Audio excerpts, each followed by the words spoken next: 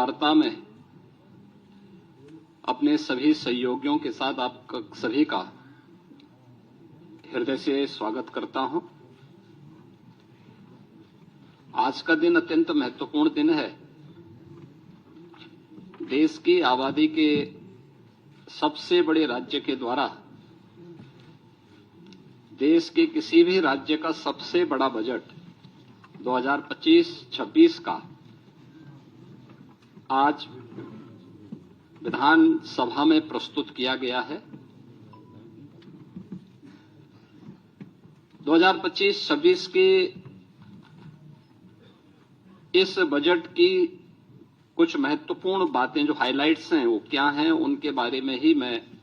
अवगत कराने के लिए यहां पर आपके बीच में आया हूं। आप में से सभी और या ज्यादातर मीडिया से जुड़े हुए बंधुओं ने माननीय वित्त मंत्री जी के बजट भाषण को सुना होगा। बहुत सारी बातें ऐसी होती हैं जो मतवार नहीं हो पाती हैं, लेकिन उनका उल्लेख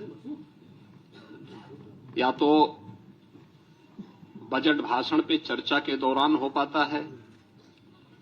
या फिर उनका उल्लेख हम लोग इन सभी प्रकार की विशेष प्रेस वार्ता के माध्यम से ही कर पाते हैं। और इसलिए आवश्यक हो जाता है कि उस ओर भी आप सभी का ध्यान आकर्षित हो सके, जिससे जनता जनार्दन तक उन बातों को हम पहुंचा सकें जिसके लिए जनता जनार्दन बड़ी उत्सुकता के साथ प्रतीक्षा करती है। मैं जब 2025-26 का उत्तर प्रदेश का यह बजट आज विधानसभा में प्रस्तुत किया गया है तो मुझे बताते हुए प्रसन्नता की अनुभूति हो रही है कि आदरणीय प्रधानमंत्री श्री मोदी जी के मार्गदर्शन में उत्तर प्रदेश सरकार का यह हमारी सरकार का 9वां बजट है और पिछले 8 वर्ष के अंदर जो कुछ भी सरकार ने कदम बढ़ाए हैं, उत्तर प्रदेश के लिए उठाए हैं, उसके अच्छे परिणाम हम सबके सामने देखने को मिले हैं। मैं इस बजट के प्रस्तुतिकरण के लिए वित्त मंत्री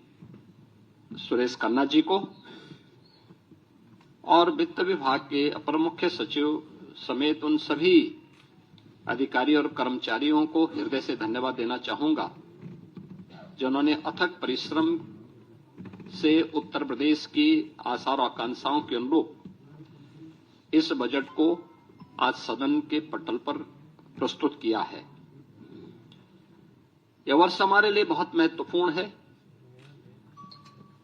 देश के संविधान को लागू होने का यह अमृत महोत्सव वर्ष भी है और साथ साथ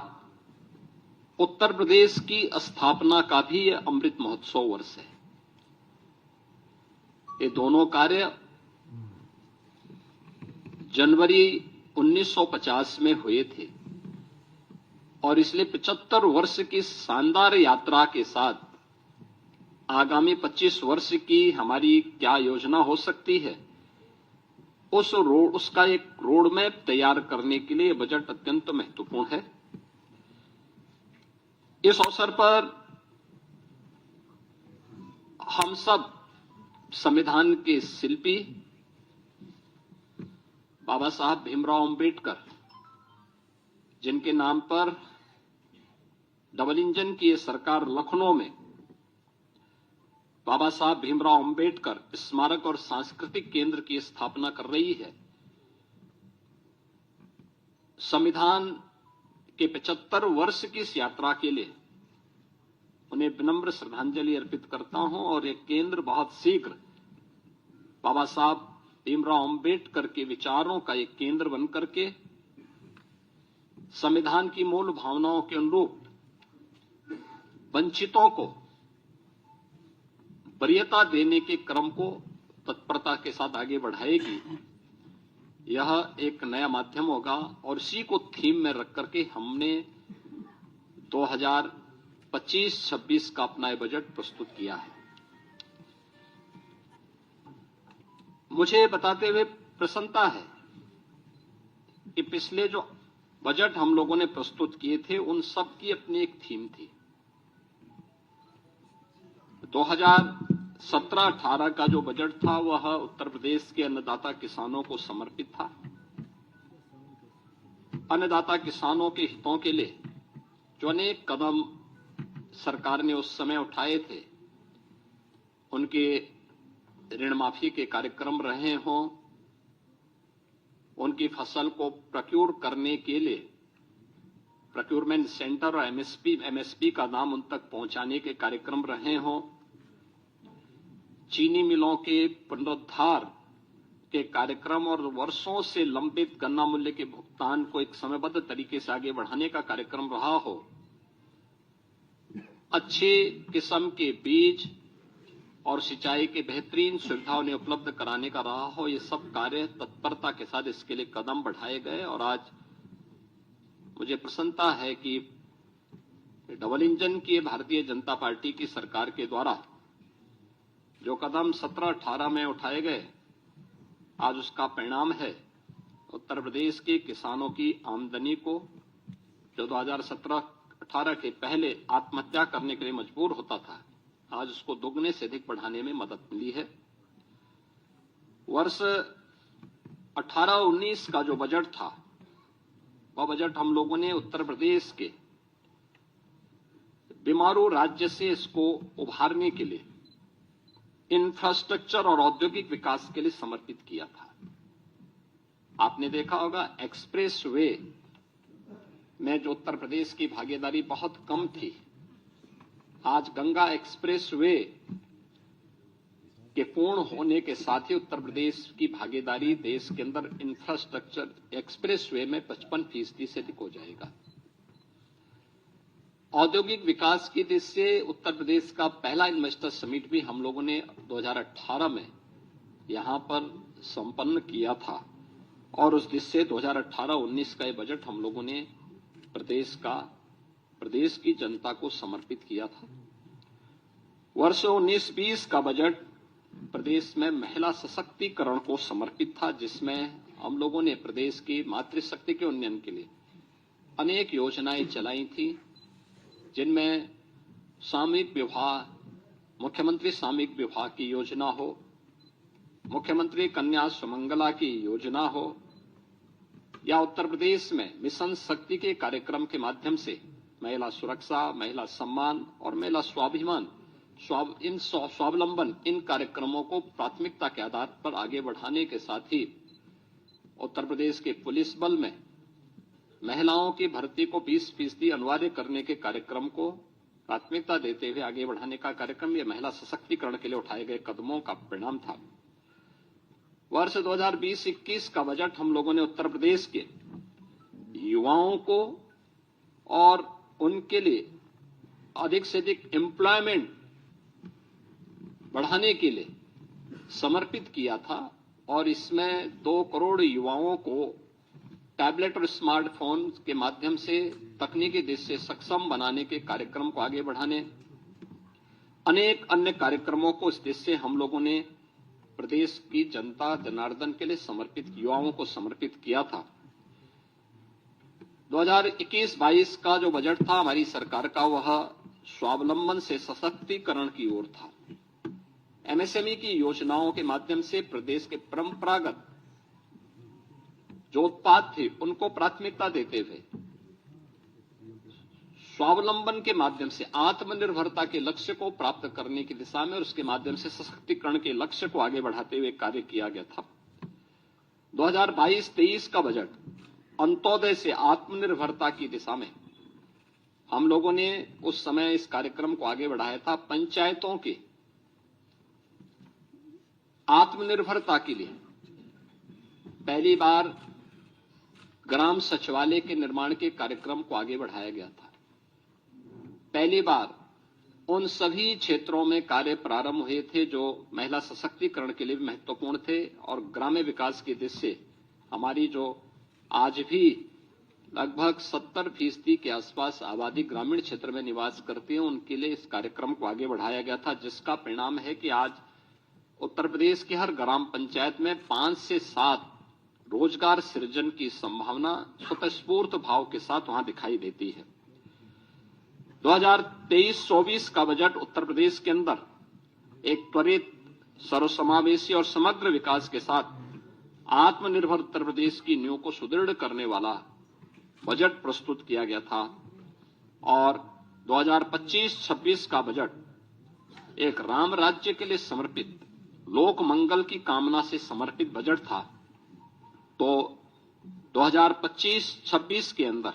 जो 2024-25 का हमारा बजट था, ये उत्तर प्रदेश के अंदर टूरिज्म में भी, ट्रेड में भी, टेक्नोलॉजी में भी एक नए उछाल लाने वाला बजट था। पहली बार 65 करोड़ से अधिक पर्यटक उत्तर प्रदेश के अंदर आए। 14 लाख से अधिक इसमें विदेशी पर्यटक भी थे और पर्यटन में जो उत्तर प्रदेश पहले तीसरे नंबर पर था, वह उसने 2019 के बाद से जो गति पकड़ी, वह नंबर 1 पर देश के अंदर आने में सफल हुआ है। और 2025-26 का जो बजट है, यह भारत की सनातन संस्कृति को समर्पित सर्वे भवन्तु सुखिनः की अवधारणा पर गरीब, अन्नदाता किसान, युवा, महिला के उत्थान को समर्पित है, जिसमें प्रधानमंत्री मोदी जी का विजन, जिसमें वंचित को वरेता, यानी वंचित को वरेता उसका एक थीम है, उसका केंद्रीय भाव है, इसको समर्पित है। इस बजट का जो दायरा है, जो कि वित्त मंत्री जी ने अपने बजट भाषण में भी कहा कि 8,08,736 करोड़ रुपये से अधिक का यह बजट है, जो 2024-25 की तुलना में 9.8% अधिक है। इसमें एक तरफ जो बजट का आकार में बढ़ोतरी ये राज्य के सामर्थ्य को प्रदर्शित करता है, तो दूसरी ओर यह बजट डबल इंजन सरकार की प्रतिबद्धता को भी दिखाता है। इस बजट में हमने 2,25,561 करोड़ 49 लाख रुपए कैपिटल एक्सपेंडिचर के लिए इसमें प्रस्तावित किया है, जिसके माध्यम से इंफ्रास्ट्रक्चर पर धनराशि जो व्यय होगी, इससे अधिक रोजगार की सृजन इसके माध्यम से होंगे और यह अर्थव्यवस्था को सुदृढ़ करता है। हमने प्रदेश के अंदर 2017-18 में जब उत्तर प्रदेश की अर्थव्यवस्था, जो प्रदेश की कैसे हमने इसको बढ़ाने में सफलता प्राप्त की है, जो जीडीपी थी वह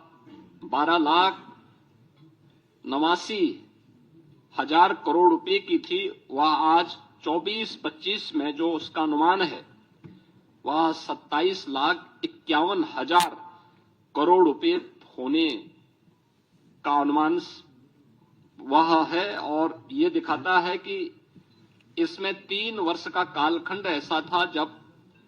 वैश्विक महामारी कोरोना जैसी त्रासदी का सामना करना पड़ा था, जो आर्थिक दृष्टि से अत्यंत पूरी दुनिया के लिए, केवल भारत के लिए नहीं या केवल यूपी के लिए नहीं, बल्कि पूरी दुनिया के लिए अत्यंत कठिन समय था। और आज उसी का परिणाम है कि 2016-17 में जिस उत्तर प्रदेश की अर्थव्यवस्था देश के अंदर 6ठी-7वीं अर्थव्यवस्था मानी जाती थी, आज उत्तर प्रदेश ने जो लंबी छलांग लगाई है, परिणाम है कि उत्तर प्रदेश आज देश का दूसरी बड़ी अर्थव्यवस्था के रूप में उभरा है। उत्तर प्रदेश के अंदर इसके लिए हमें रेवेन्यू लीकेजेज को समाप्त करने पड़े थे। टेक्नोलॉजी का अधिक से अधिक उपयोग किया गया था। हमें प्रदेश के अंदर राजस्व प्राप्ति के अपने नए साधन उपलब्ध करवाने पड़े थे। और मुझे बताते हुए प्रसन्नता है कि आज उत्तर प्रदेश ने जो कदम उठाए हैं, 22-23 हो, 23-24 हो या 24-25 के दौरान, देश के सभी राज्यों में उत्तर प्रदेश का अपना एक महत्वपूर्ण स्थान रहा है और हम लोगों ने अपने राजस्व प्राप्ति करने के लिए जो कदम बढ़ाए हैं वह अत्यंत सराहनीय माने गए हैं पूरे देश के अंदर और वित्तीय क्षेत्र के जानकारों ने उसकी सराहना भी की है। मुझे बताते हुए प्रसन्नता है कि आज का जो बजट प्रस्तुत किया गया है, यह बजट जो कुल राजकोषीय घाटा है वह सकल राज्य घरेलू उत्पाद का यानी जो FRBM की जो लिमिट है रिजर्व बैंक ने घोषित की है 3% के अंदर, वह 2.97% है और यह एक वित्तीय प्रबंधन की दृष्टि से एक बेहतरीन कदम माना जा सकता है। राज्य सरकार का बहुत व्यवस्थित वित्तीय प्रबंधन इसको मान सकते हैं। राजकोषीय अनुशासन का भी एक उत्कृष्ट उदाहरण यह अपने आप में है। मुझे ये बताते हुए प्रसन्नता है कि जो नीति आयोग के द्वारा राज्यों की राजकोषीय स्थिति के संबंध में जो उनकी रिपोर्ट आई है, उस रिपोर्ट के अनुसार भी उत्तर प्रदेश को फ्रंट रनर यानी अग्रणी राज्य के रूप श्रेणी में रखा गया है। यह पहली बार आया है। 2018-19 से 2022-23 की अवधि में जो प्रदेश का जो फिजिकल हेल्थ इंडेक्स है वह 8.9 अंकों में इसमें बढ़ोतरी हुई है। व्यय की गुणवत्ता में सुधार हुआ है। 18 में 13वीं अवधि में पूंजीगत जो व्यय था वह 8.8% से 19.3% के मध्य रहा है और इस अवधि में यह अनुपात देश के प्रमुख राज्यों में औसत अनुपात से जो एवरेज रेशियो था उससे अधिक यूपी का रहा है। प्रदेश ने इस दौरान बेरोजगारी की दर को कम करने में सफलता प्राप्त की है और अत्यधिक रोजगार के सृजन करने में भी प्रदेश ने सफलता प्राप्त की है। उत्तर प्रदेश ने इस दौरान जो कदम बढ़ाए हैं खासतौर पर अपने परंपरागत उत्पाद के लिए MSME सेक्टर पर वन डिस्ट्रिक्ट वन प्रोडक्ट ने पूरे देश के अंदर अपनी एक पहचान बनाई है। लगातार प्रयासों से प्रदेश ने पिछले 8 वर्षों में 45 लाख करोड़ रुपए के निवेश प्रस्ताव प्राप्त किए हैं, जिनमें से अब तक हम लोग 15 लाख करोड़ रुपए से अधिक के निवेश प्रस्ताव को जमीनी धरातल पर उतारने में हमें सफलता प्राप्त हुई है और इसके माध्यम से हमने 60 लाख से अधिक उत्तर प्रदेश के युवाओं को सीधे नौकरी प्रदान करने में भी सफलता प्राप्त की है। हमने बजट में इस बार के बजट में 28,478 करोड़ और 31 लाख रुपए नई मदों के लिए हमने प्रावधानित किया है, जिसमें अवस्थापना विकास के लिए 1,79,131 करोड़ 4 लाख रुपए प्रस्तावित किया है, जो कुल बजट का 22% है। इसमें ऊर्जा क्षेत्र के लिए, सिंचाई के लिए, भारी और मध्यम उद्योग के लिए, नगर विकास के लिए, आवास एवं शहरी नियोजन के लिए और नागरिक उड्डयन के लिए यानी एयर कनेक्टिविटी को और बेहतर बनाने के लिए यह कदम बढ़ाए गए हैं। शिक्षा क्षेत्र में कुल बजट का उत्तर प्रदेश के अंदर शिक्षा के लिए 1,06,360 करोड़ रुपए का प्रावधान किया गया है, यानी जो कुल बजट का 13% है। आप देखते होंगे कि अक्सर शिक्षा के लिए 6% बजट की मांग होती है। उत्तर प्रदेश देश के उन राज्यों में जो 13% केवल शिक्षा पे खर्च कर रहा है। कृषि क्षेत्र में हम लोगों ने जो बजट के लिए प्रावधान किया, जिसमें कृषि और उसके सहायक सेक्टर हैं, जिसमें कृषि है, उद्यान है, पशुधन है, दुग्ध विकास का है, मत्स्य है, सहकारिता है, ग्राम्य विकास, पंचायती राज, नमामि गंगे और ग्रामीण जलपूर्ति का है। इसमें 89,353 करोड़ रुपए प्रस्तावित किया है, जो कुल बजट का 11% है। चिकित्सा क्षेत्र के लिए यह सेक्टर अत्यंत महत्वपूर्ण सेक्टर है। इसके लिए भी प्रदेश सरकार ने 50,550 करोड़ रुपए का प्रावधान किया है, जो कुल बजट का 6% है। इसी प्रकार से हम लोगों ने जो यूनियन बजट में जो अभी केंद्रीय बजट जो देश की संसद में अभी पारित हुआ है, इसमें प्रत्येक जनपद में कैंसर डे केयर सेंटर की घोषणा की गई है और इसके लिए उत्तर प्रदेश सरकार ने अपने प्रस्ताव को भी किया है और बजट में हमने उसके लिए आवश्यक धनराशि की व्यवस्था भी की है कि जिससे हर एक जनपद में हम एक पहले ही फेज में कैंसर रोगियों के लिए डे केयर सेंटर की स्थापना करने की दिशा में कदम बढ़ा सकें। यह हम लोगों ने इस दिशा में आगे बढ़ाया है। मुझे बताते हुए प्रसन्नता है कि इस बजट में होमगार्ड, पीआरडी जवान, ग्राम चौकीदार, शिक्षा मित्र, बेसिक शिक्षा विभाग के अनुदेशक, आशा वर्कर, आंगनबाड़ी, एएनएम और संविदा से जुड़े हुए उन सभी कार्मिकों को जितने भी स्वच्छता के कार्यक्रम के साथ जुड़े हुए कार्मिक हैं, इन सभी कार्मिकों को हम लोगों ने अनिवार्य रूप से 5 लाख रुपए के आयुष्मान भारत का कवर हर वर्ष देने की एक बड़ी योजना को भी आज के इस बजट में उसका प्रावधान किया है और इसमें 5 लाख रुपए तक की उनको निःशुल्क स्वास्थ्य की सुविधा उत्तर प्रदेश में मुख्यमंत्री जन आरोग्य योजना के माध्यम से देने की घोषणा इसमें की गई है। मुझे बताते हुए प्रसन्नता है कि समाज कल्याण विभाग के लिए बजट में 35,863 करोड़ रुपए की व्यवस्था की गई है, जिसमें अनुसूचित जाति, जनजाति, पिछड़ा वर्ग, दिव्यांगजन सशक्तिकरण, महिला और बाल विकास के लिए यह धनराशि उपयोग में आएगी। छात्रवृत्ति के लिए 4,720 करोड़ रुपए की व्यवस्था की गई है और निर्धन व्यक्तियों की पुत्रियों की शादी के लिए 900 करोड़ रुपए की व्यवस्था और सामाजिक पेंशन के लिए जो व्यवस्था की जाती है उसमें 13,448 करोड़ रुपए का प्रावधान इसमें किया गया है। मित्रों,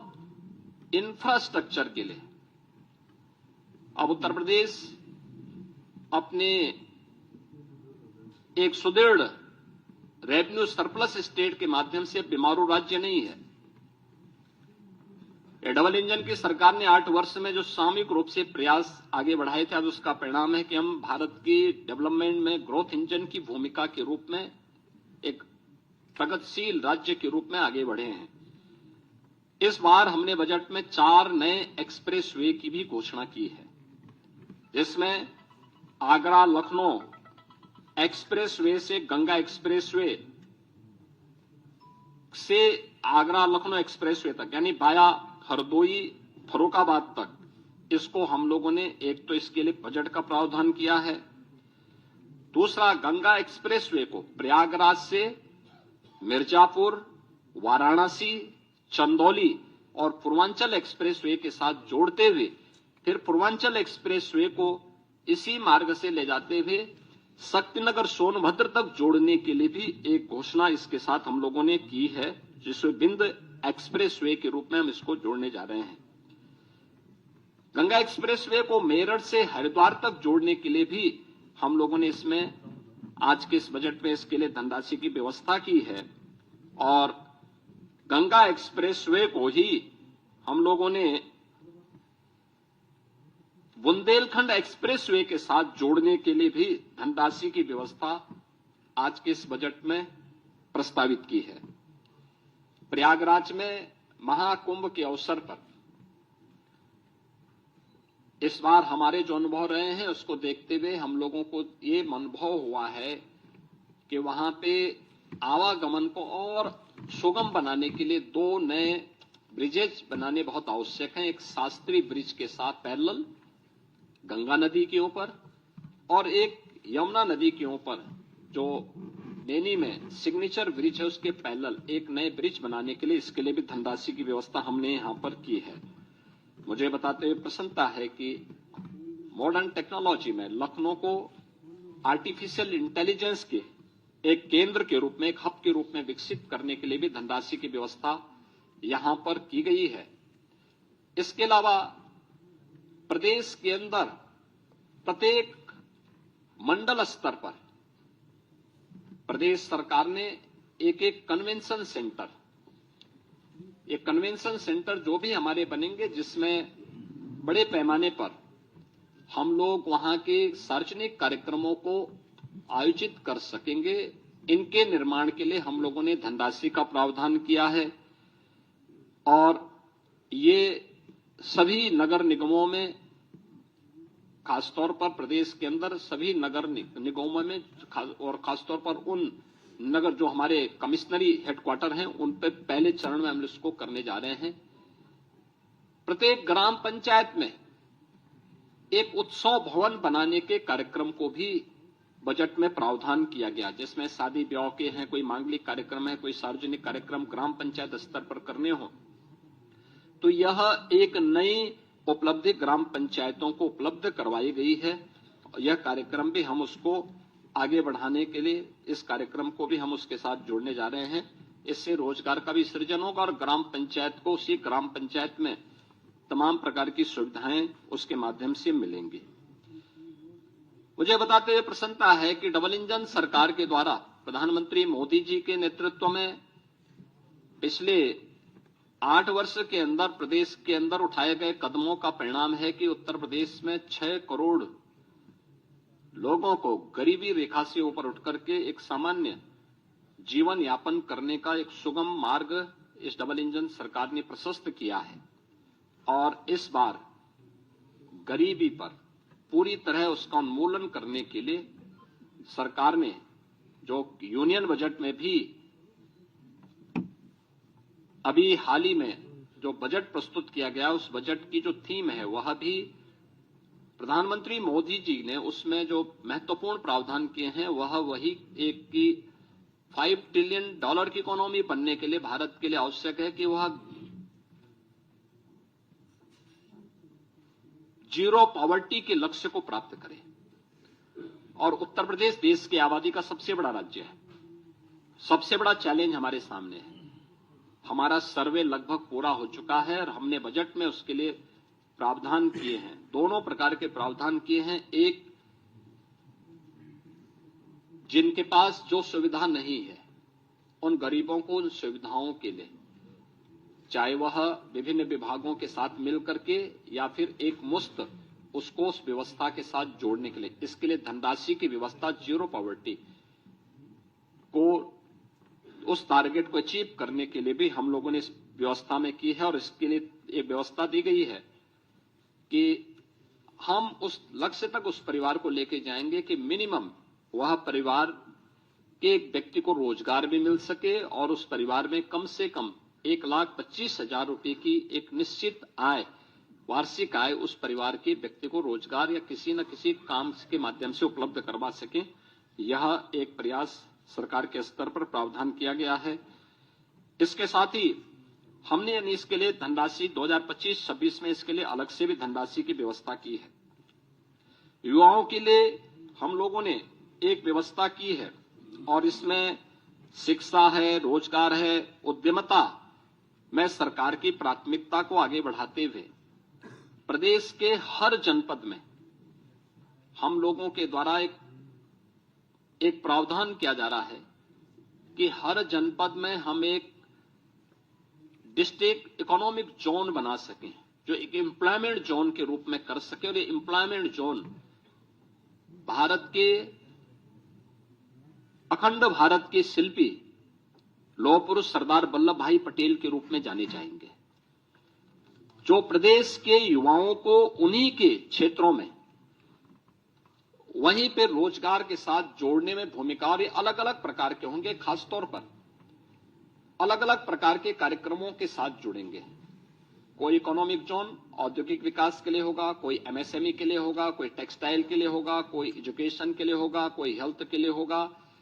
अलग अलग उसके लिए हम इन सभी जोन को उसके साथ विकसित करेंगे और उसमें एक सुविधा उसके साथ हम जोड़ने जा रहे हैं। इसके अलावा हम लोगों ने 10 जनपदों में इस बजट में एक प्रावधान किया है कि 10 जनपदों में हम लोग वस्त्र उद्योग के लिए, टेक्सटाइल पार्क के लिए निर्माण के कार्यक्रम को आगे बढ़ाएंगे। यह योजना हमारी समर्पित होगी संत कबीर के नाम पर। संत कबीर के नाम पर यह योजना उन जनपदों में वस्त्र उद्योग के लिए होगी। तो 2 जनपदों में राज्य सरकार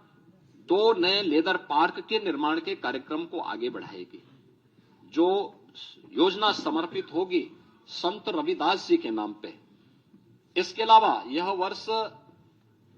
समर्पित है पूर्व प्रधानमंत्री श्रद्धेय अटल बिहारी वाजपेयी जी की जन्म शताब्दी वर्ष के लिए। प्रदेश के अंदर हम लोगों ने नगरीय क्षेत्रों में पुस्तकालयों के निर्माण के कार्यक्रम को, जो प्राथमिकता के आधार पर हम आगे बढ़ाने जा रहे हैं, उन कार्यक्रमों को इस बजट में हमने व्यवस्था भी की है। यह सभी अटल नगरीय क्षेत्रों में पुस्तकालय और उनके नाम पर ही ये डिजिटल लाइब्रेरी का निर्माण उन नगरीय क्षेत्रों में होने जा रहा है।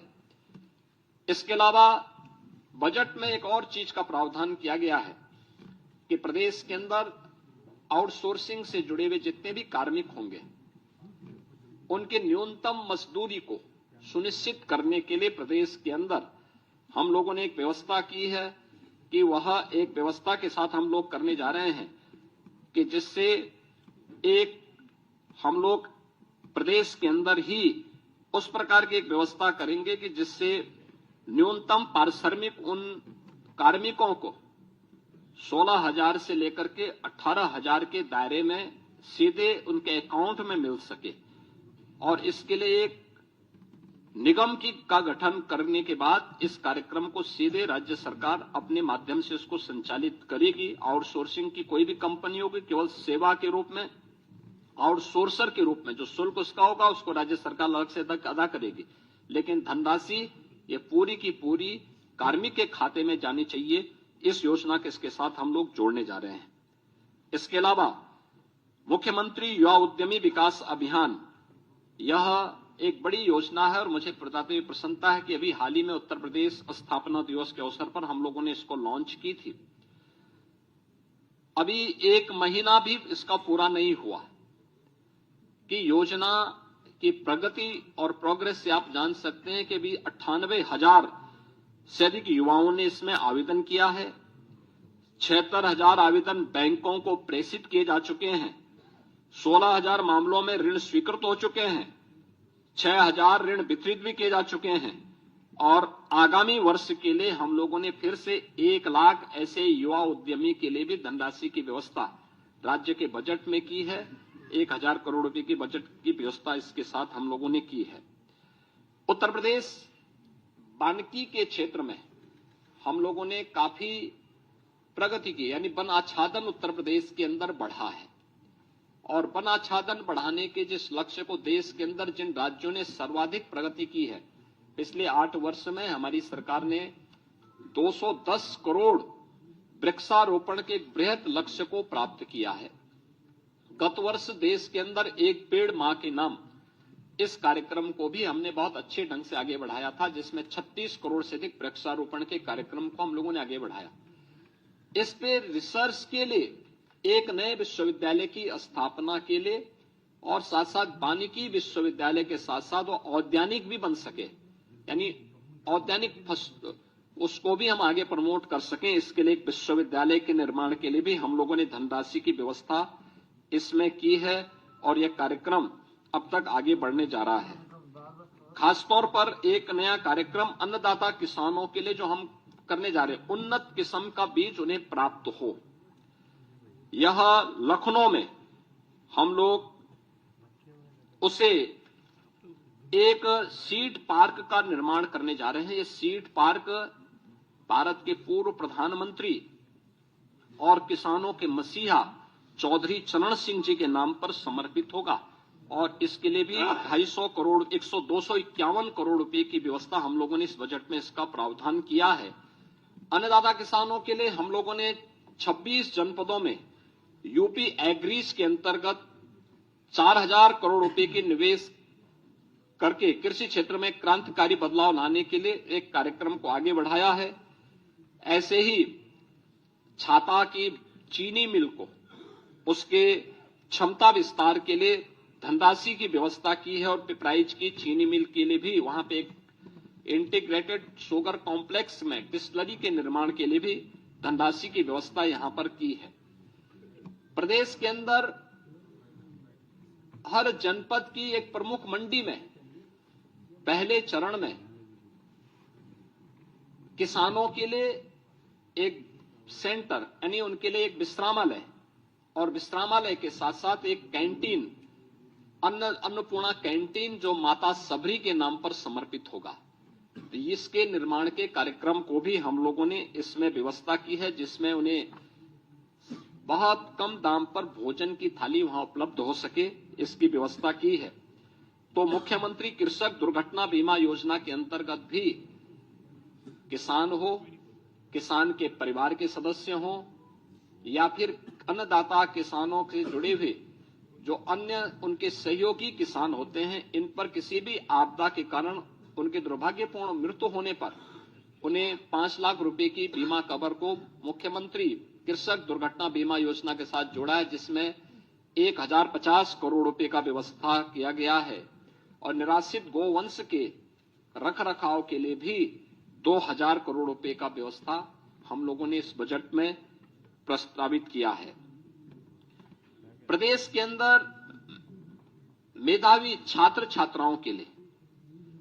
स्कूटी की एक स्कीम हम लोग इस बजट में प्रावधान किए हैं, जिसके लिए 400 करोड़ रुपए की व्यवस्था की गई है और जिसमें महारानी लक्ष्मीबाई के नाम पर इस योजना को प्रदेश सरकार चलाएगी और इस कार्यक्रम को हम आगे बढ़ाने जा रहे हैं। मुख्यमंत्री सामूहिक विवाह की योजना 51,000 रुपए से बढ़ाकर के 1 लाख रुपए का प्रावधान और इसके लिए भी हम लोगों ने अब तक 4 लाख से अधिक गरीब बेटियों की शादी इसके माध्यम से की है। अब इस राशि को बढ़ाकर के किया गया, इसके लिए धनराशि का प्रावधान किया गया है। इसके अलावा अब तक विधवा पुनर्विवाह में जो प्रोत्साहन राशि थी 11,000 थी और जो निराश्रित महिलाएं थी उनकी पुत्रियों के लिए जो सहायता दी जाती थी उसकी राशि 10,000 थी। अब इसको ही बदल करके हमने उसको 1-1 लाख कर दिया है। 1-1 लाख की राशि हम लोग विधवा विवाह के लिए यानी पुनर्विवाह के लिए और विधवा महिलाओं की यानी निराश्रित महिलाओं की जो पुत्रियां थी उनकी शादी के लिए भी अनुमन्य सहायता की राशि को 1 लाख रुपए तक करने के लिए हम लोगों ने कार्य किया जा रहा है, प्रावधान किया गया है। मुझे बताते हुए प्रसन्नता है कि इस बजट में हम लोगों ने उत्तर प्रदेश के अंदर 7 जनपदों वाराणसी, मेरठ, प्रयागराज, गोरखपुर, कानपुर, झांसी, आगरा में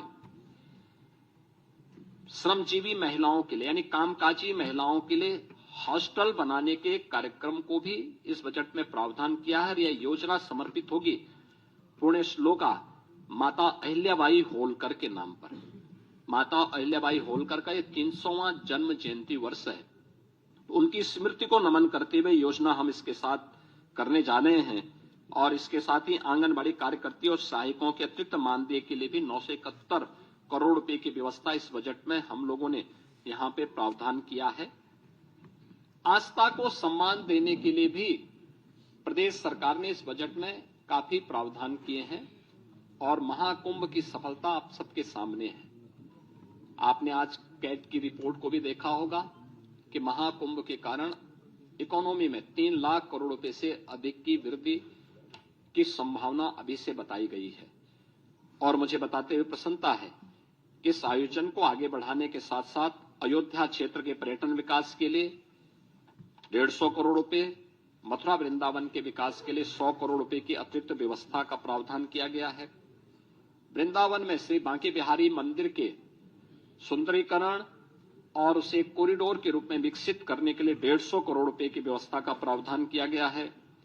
मिर्जापुर में मां विंध्यवासिनी धाम और उससे जुड़े हुए त्रिकोण के विकास के लिए 200 करोड़ का विकास प्रस्तावित किया गया है। नैमिषारण्य में पर्यटन सुविधाओं के विकास के लिए 100 करोड़ रुपए का विकास 100 करोड़ रुपए का प्रावधान किया गया है। साथ साथ वहां पर वेद विज्ञान केंद्र के लिए भी 100 करोड़ रुपए की व्यवस्था का प्रावधान किया गया है। चित्रकूट में भी पर्यटन विकास के लिए 50 करोड़ रुपए का प्रावधान किया गया है। ये सभी कार्यक्रम हम लोगों ने इसके साथ जोड़े हैं और मुझे बताते हुए प्रसन्नता है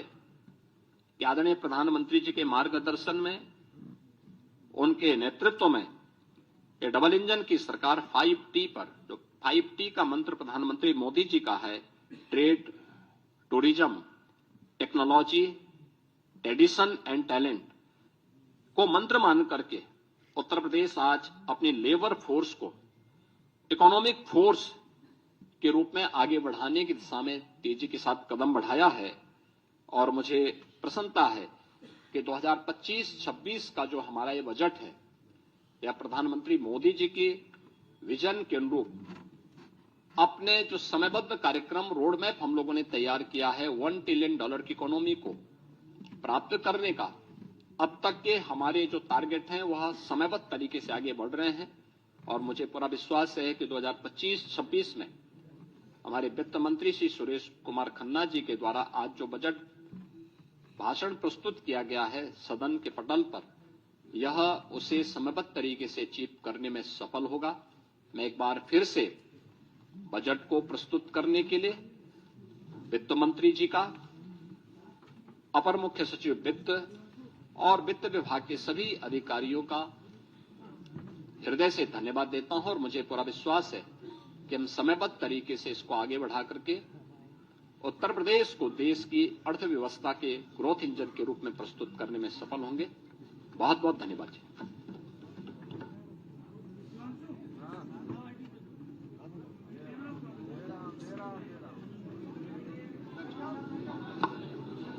Like, comment, and subscribe.